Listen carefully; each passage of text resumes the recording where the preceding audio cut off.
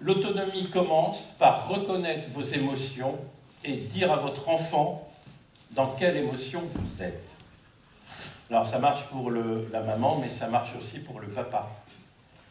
Donc, il semblerait que des fois les pères sont hyper expressifs émotionnellement et qu'ils nomment facilement leur émotion, ils pleurent, ils manifestent que oh, ouais, je suis vachement fier de pleurer. Et en fait, l'enfant, il a besoin de ça, de son père et de sa mère. Et quand dans la fratrie, il y a quelqu'un qui ne va pas bien, il a besoin aussi de sentir qu'on s'occupe des émotions des autres. Et puis, il a besoin, lui, qu'on l'aide à reconnaître dans quelle émotion il est. Il a besoin qu'on l'aide à reconnaître dans quelle émotion il est. Il y a quelque chose qui marche bien, et que j'aime bien aller chercher sur Internet, ça s'appelle des smileys.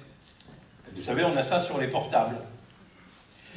Et c'est vachement bien d'arriver à la maison et de coller un petit smiley pour dire dans quel état émotionnel j'arrive. Mais coller un état émotionnel sur mon frigo, ou dans ma petite case, ça ne veut pas dire que je le fais et les autres s'en fichent.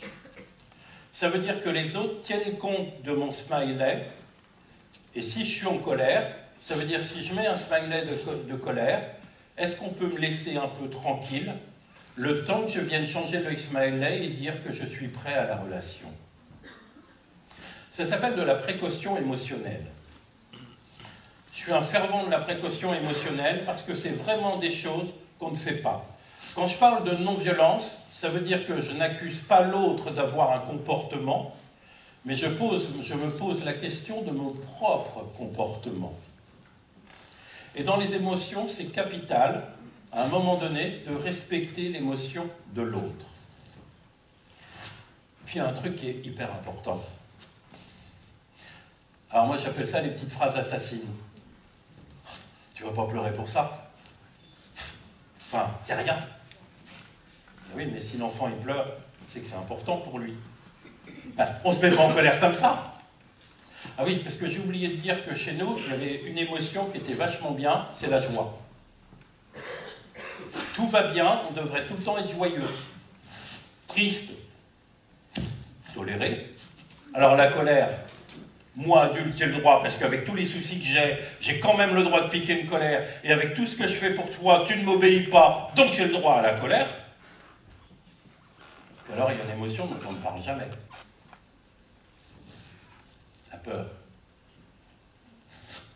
Ben, tu vas quand même pas avoir peur.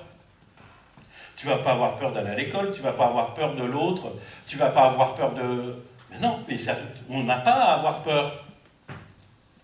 Tu es en sécurité, je suis là. Et non, l'autonomie, c'est entendre aussi que l'enfant a peur. Et de l'entendre dès qu'il est tout petit.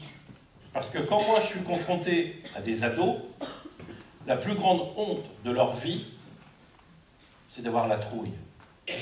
C'est de reconnaître qu'ils ont peur. Alors, on travaille sur un cycle qui s'appelle le cycle des émotions, le cercle des émotions. Je suis venu il n'y a pas longtemps à Laval avec un groupe pour travailler avec des ados. Et ce qu'ils ont retenu, c'est qu'ils étaient normal d'avoir peur. C'est normal d'avoir peur. C'est vrai que les adultes, ils n'ont jamais peur. C'est vrai que les 4 marches qu'il y a là, moi, je n'ai pas la trouille de monter sur scène et puis de me mettre en place. Non, j'ai absolument... Non. J'ai l'habitude, je suis conférencier, je sais faire les choses, je suis acteur, je n'ai absolument pas peur. Si, j'ai peur. La peur, c'est un moteur. Et l'enfant, il a besoin qu'on reconnaisse qu'il a peur de faire les choses. Et la peur, elle est liée à des petites phrases qu'on emploie régulièrement. Alors, c'est toutes les petites phrases d'encouragement qu'on a. Mais t'as pas réussi à faire ça.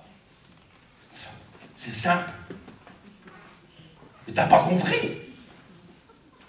Mais je vais pas te le répéter 2 fois. Alors, il y a les phrases, puis il y a les gestes. Ah non, bah moi j'abandonne, hein, c'est pas la peine. Hein, non mais, puis ton frère ou ta sœur, oui, mais toi, non. Là. Là, j'ai oublié de vous dire que je faisais du théâtre. Donc c'est pour me faire plaisir, me mettre en forme et enlever mes peurs, mais en aucun cas, c'est des phrases qu'on peut dire. Et en fait, toutes ces petites phrases-là, ben, ça enlève l'autonomie.